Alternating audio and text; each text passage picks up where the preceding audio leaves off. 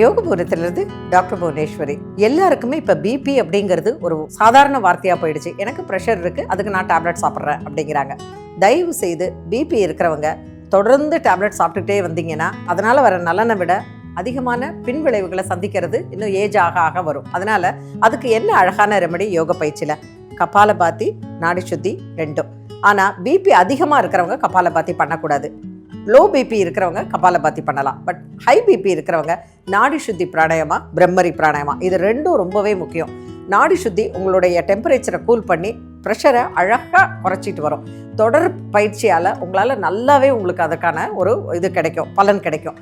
இது எப்படி பண்ணலாம், டீட்டெயில்டாக எப்படி அதை உட்காந்து பண்ணணுமா, நின்று பண்ணணுமா, எந்த நேரம் பண்ணலாம், எவ்வளோ பண்ணலாம், யாரெல்லாம் பண்ணலாம், டீட்டெயில்டான ஒரு வீடியோ நம்மளுடைய யோகபுவனம் சேனலில் வரும். ஃபாலோ பண்ணுங்கள், சப்ஸ்கிரைப் பண்ணுங்கள்.